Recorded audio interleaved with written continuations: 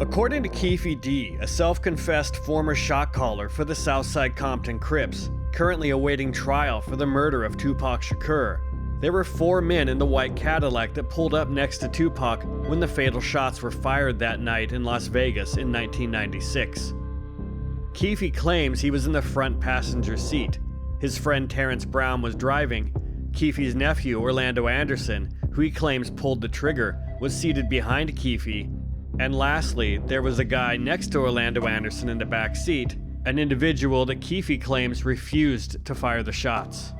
I gave it to Dre, and Dre was like, no. In this episode, you're gonna hear a police interview with that person that has never been heard before. Why would you think we'd ask you about that? Because you're gonna ask everybody else about it. The problem is, Deandrae, what? Not everybody else was in Las Vegas that night that Tupac Shakur was killed, and you were. This is the story of Deandrae Smith, aka Big Dre, aka Big Freaky.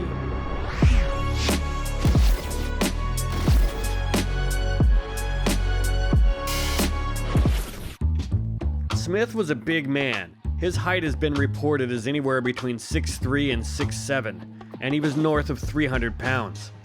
But in his younger years, he was a high school basketball star who eventually turned to the street life as an adult. One of his early arrests was at an outdoor mall in Linwood in 1994 for possession of a stolen firearm when he was just 20 years old. He was arrested after a security guard noticed the small .25 caliber pistol in Smith's back pocket. Smith told police he'd bought the gun for $100 in an alley near a McDonald's in Compton. The gun turned out to have been stolen from the LAPD. When asked if he knew the gun was stolen, Smith replied, "I knew it was stolen. Just look at it. It looks stolen." So Smith admitted to buying a gun he believed to be stolen and was booked. The previous year, in 1993, associates of South Side Crip's Burris crew were featured as some of the extras in a music video by artist Mello. Keefe D., Orlando Anderson, and other alleged Southsiders are mixed in with other extras throughout the video. But Deandrae Smith got the most screen time and is featured prominently in the opening scene, leading me to wonder if he might have been the one who'd connected the Crips with the video's producers. Later in the video, Smith also puts his hand on Keefe's chest to keep him from chasing after a girl. On April 12, 1996, 5 months before Tupac's murder, a 36-year-old Palmer Block Crip named Elbert Webb Jr. was shot to death at a party in Compton.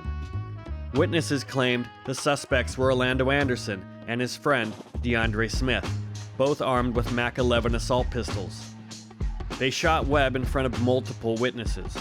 One witness would ID Anderson as the shooter from a photo lineup, but Compton gang detective Bobby Ladd has claimed Smith was the one who fired the fatal shot, shooting Webb in the head after Anderson pistol-whipped Webb and the magazine fell out of his gun. During the Compton gang war that broke out after Tupac's murder, Anderson was arrested on suspicion of committing the Elbert Webb Jr. murder, but was released after the district attorney said detectives needed to do more work. Anderson was killed before he could be charged. But Deandrae Smith was eventually charged for Webb's murder, but according to detectives Brennan and Ladd, Smith was acquitted after his attorney convinced the jury that Smith had only been charged with Webb's murder because police had failed to charge him for Tupac's murder. On the night of Tupac's murder, Keefe D. claims Deandrae Smith was riding with them in the backseat of a rented white Cadillac as they caught up with Tupac's entourage coming off the Vegas Strip. Keefe said he tried to hand the gun to Deandrae Smith in the moment before the shots were fired, but that Smith refused to pull the trigger. I gave it to Dre, and Dre was like, no. And Lane's like, give it to Pop. Keefe claims Orlando Anderson grabbed the gun instead and leaned over Smith to commit the murder. He leaned over on the window, we rolled down the window, pop. A Southside Crip informant claimed they saw Orlando Anderson and Deandrae Smith in a blue or white Cadillac on Burris Avenue in the heart of their Compton neighborhood the day after Tupac was shot, and that Smith took credit for the shooting. Dre and Orlando, they came back bragging about what happened out there.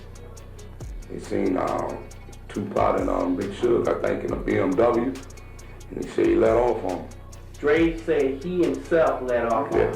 What does let off on him mean to you? Shooting a person. Like it was a big old joke or something. Like it was a big joke. You can tell when a person nervous. He was nervous when they got back talking, you can tell they had nervousness in them. And lately, there's been a claim from a Tupac murder witness who described the shooter's arm as being big, and that this would indicate that Smith pulled the trigger and not Anderson. However, looking back at the original witness statements to detectives in Las Vegas after the murder, none of the witnesses described the size of the shooter's arm. At the time, they only described the arm as dark. And Keefe seemed adamant that Smith wasn't the shooter and expressed disgust at Smith's refusal to pull the trigger that night. I know he would be scary, but when I got out of jail, they said he was a bad motherfucker. Right. Yeah, like, is that right? Could He be. used to feign all that shit. All that shit. Oh, what we gonna do? Could be Duke.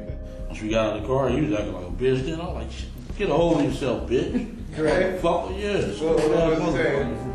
Oh, what we gonna do? Yeah. Man, shut the fuck up, bitch. Roll with this, On November 24th, 1997, Deandrae Smith was interviewed by LAPD detectives investigating the murder of Biggie Smalls, which had happened 8 months earlier. What do you think we want to talk to you about? We have no idea. A number of things. The audio quality here is poor, but we also have the detective's notes from the interview.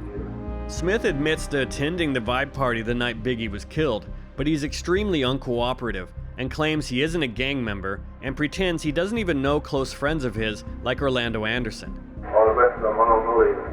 Well, you know him, he just drove up. You're going to tell me, you know, this guy's name is plastered all over the newspapers and everything. And you're going to tell me you don't know his name. No, I don't know these people. All I know is me.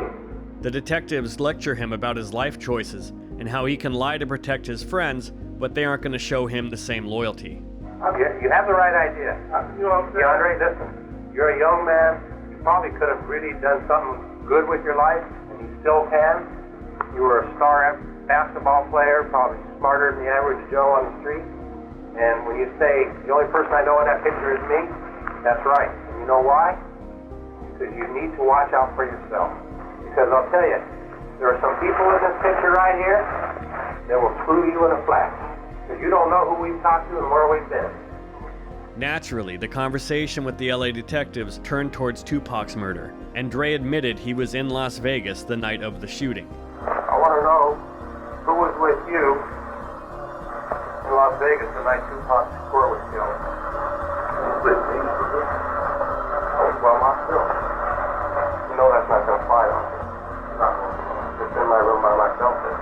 Yeah, I was by myself. I wasn't nobody. Dre will only admit that he heard Terrence Brown and Orlando Anderson were at the MGM that night and that Orlando had been beat up. And when the detective asked Brown how he could know that Orlando Anderson and Terrence Brown were in Vegas the night Tupac was killed if he didn't see them, you can tell Dre realizes he's been caught in a lie. Well, you wasn't with Lando who got his ass kicked. Where was you, at the tables or what? I was with the girls and they turned around. You didn't hook up with them not one time that whole weekend. Well, how you knew they were there then? Yeah. You got jumped on, it's on the news. I went with them. All that stuff, I went with everybody. I went to do it. Then the detectives dropped Brown's name as sort of a threat, referencing the interview they had done with Brown at Wasco State Prison that I played in my previous episode about him. Terry Brown said to say hello to you from Wasco State Prison. What does that mean? Okay? What does that mean? Who is Terry Brown? You know, it don't matter whether you know him or not. He knows you. The South was in Las Vegas, and Orlando Anderson got his ass kicked, and you and your homeboys went after him. Well, I'm saying that you're one of the people that's going to take a fall. That's right. That's going to go to jail for the murder of Tupac Shakur. The detective tells Dre he's going down for Tupac's murder, and that Orlando Anderson is having fun with the media now, but will flip on Dre if Anderson is arrested. This guy here, Orlando Anderson, he thinks it's fun and games. Bullshit with the people in the press and these book writers.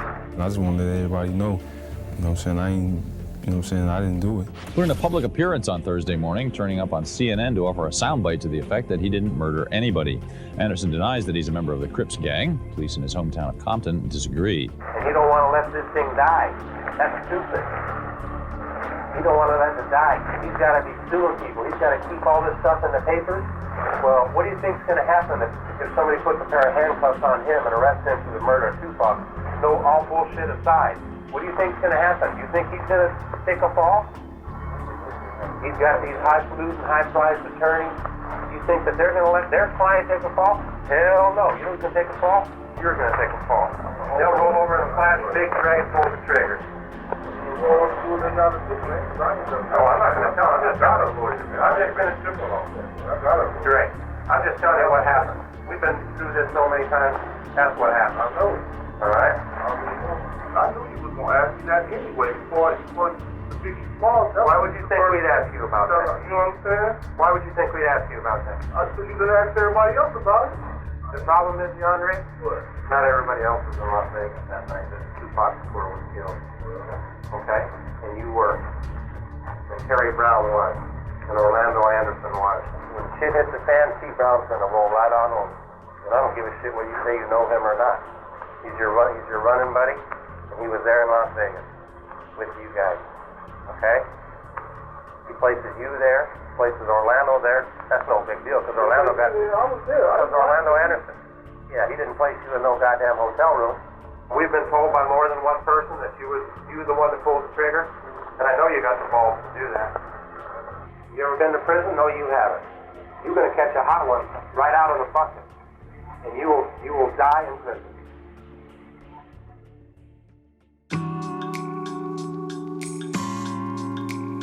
Like Orlando Anderson, Deandrae Smith eventually made a run at the music business, launching his own Compton-based label called Runoff Records, and releasing a mixtape in 2003 called Hard White. The CD featured prominent rappers like Snoop Dogg, Warren G, and MC8, and the final track was by a rapper and alleged South Side Crip associate named Evil Kurt, and supposedly Smith himself recorded this intro to the CD. What a mess is that? Run off up in your ass like this, baby. Compton. Yeah, we coming with that motherfucking hard white. Yeah. Deandrae Smith held a party for his label at a popular nightclub on Wilshire Boulevard called the Conga Room, which was co-owned by Jennifer Lopez. Inside the party, a South Side associate named Jerry Monk Bonds, who had once been erroneously named as one of the suspects in Tupac's murder, got into a fight. By one version of events, Bonds got the better of his opponent, but then the guy pulled a gun and shot Bonds to death. Deandrae Smith reportedly fired at the suspect's vehicle as it fled. The following year, in June of 2003, the Compton offices for Smith's Runoff Records were raided by the Los Angeles County Sheriff's Narcotics Bureau, who seized drugs and arrested 2 men. Smith wasn't present and avoided arrest. 3 months later, just after midnight on September 24th, Yetunde Price, the 31-year-old half-sister of tennis legends Venus and Serena Williams, was murdered in the South Side Crips neighborhood. Riding in a GMC Yukon Denali, Price was struck in the head by a bullet. She was killed just a mile from the tennis courts where her superstar half-sisters learned to play. Within weeks, police made arrests for Price's murder, and Big Dre was dragged into the case because he was associated with at least one of the suspects and was believed to have witnessed the shooting itself. But he was never charged in connection with Price's murder.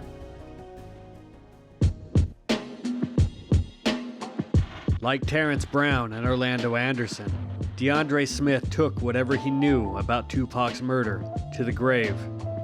He died on November 7, 2004, from health issues. He was just 30 years old, and he was buried in Long Beach.